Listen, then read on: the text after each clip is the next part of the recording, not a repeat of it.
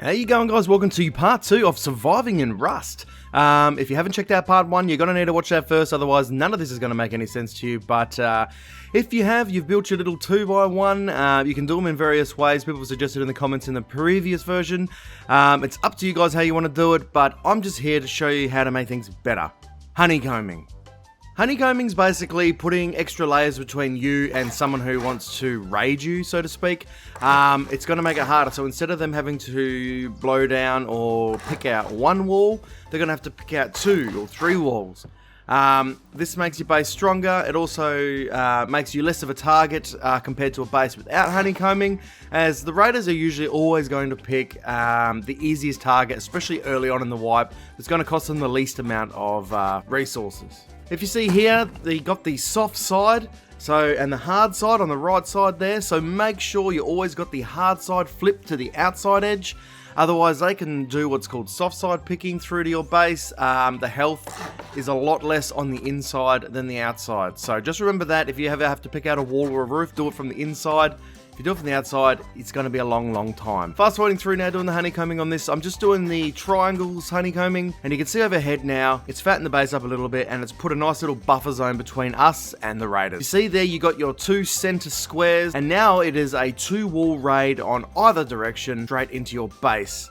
Using the triangle foundations and instead of squares means you don't have to have that extra wall, 3 walls, it's only 2 walls, and you're still getting the same effect for the honeycombing. Once you've done that, you just slowly build your base up, adding extra honeycomb, make it bigger, go to your second story, and go from there.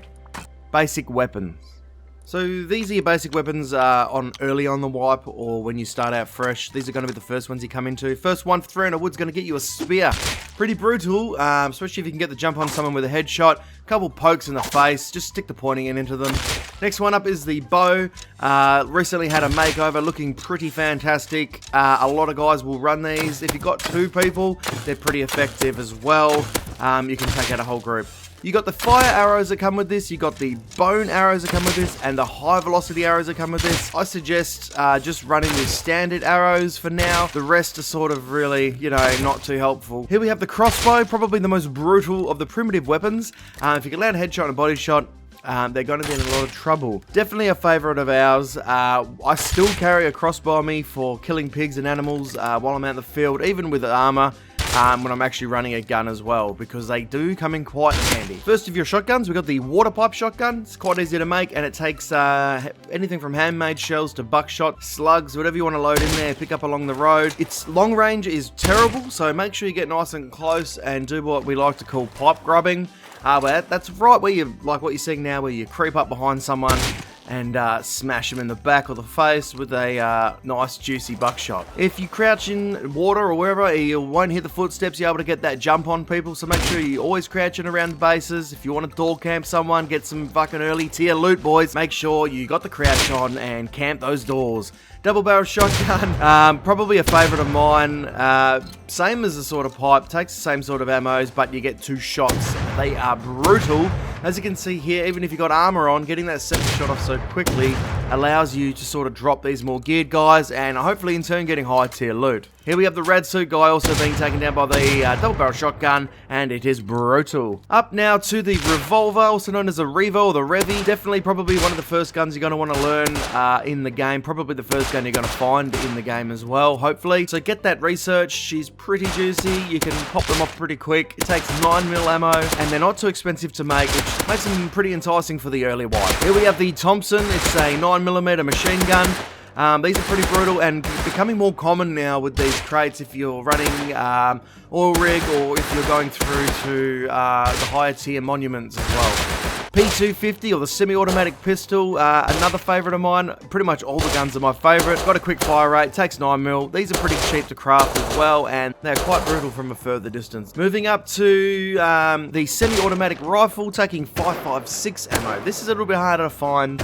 You may get one off of a guy running out in the field, but these are long range and short range. So you've good raid defense, good field fights, PvP out wherever you might be, you're able to land those shots, and they're doing some good damage. Taking a range of attachments across all the weapons ranges. Here it is with the this 8x scope, and we're still getting those shots from quite the distance with the semi-automatic. Close range as well, spamming in those juicy headshots and dropping down those nakeds, and it's definitely a good weapon of choice. Here we have the SMG. Yeah, there's not much else to say about this thing. It is a panic weapon. I usually stock it next to my shotgun, pump a couple of shotguns into someone, and then finish them off with a couple of rounds from the SMG. That's definitely one to enjoy. Scrap and workbench.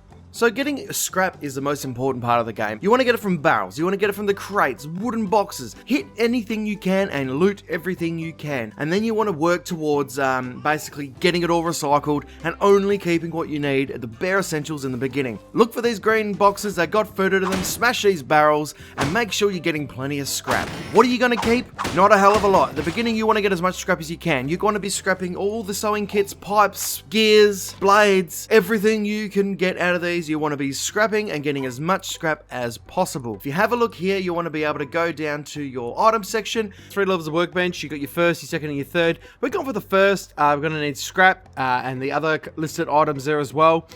You don't need pipes. You don't need windmills. You don't need all this other crap you get. Recycle it down. Go to the monuments, scrap them down in recyclers. Recyclers can be found out at service stations, mining outposts, all your major monuments. Make sure, or most of your major monuments should I say, make sure you do it as quick as possible. Just basically just slap it all in the recycler, recycle it down, turn it on, put it into your invent and take it home. Once you've done it, don't run around with all your stuff. Go home and bank it. Remember from episode 1? Bank it. Don't run around with your gear. Always make sure you're checking your doors, your entries, and your exits. Just sit up on top of the recycler there. Always make sure, a little hint here, close the doors. If there's a door there, close it. It gives you a little bit of time to sort of act if you hear a noise. There's also a lot of other places around the area where you can jump down and find extra components while you're waiting for your recycle run to finish. It can also add to your recycle run, get that little bit of extra scrap, and make things a hell of a lot easier for you. Okay, so we've basically done our recycle run now. We've got enough to go through to our level 1. Make sure you got to go back to base and go from there. So once you're in base, you're able to go through, just sort of sort your boxes out, put everything you can back into your TC, craft up your workbench 1 and put it down in your base. If you go to your crafting now, you'll be able to see that you can get all these extra items there. Level 1 workbench required. You can now craft the crossbow. If you research these certain things, they're going to require level 1, and this is the whole reason we're doing this. Got a couple melee weapons. We've got the bone club, the salvage cleaver. We've got the what's like a mace. I don't know the technical term. We've got the sword. We've got the machete. If you got the salvage cleaver, probably one-hit wonder.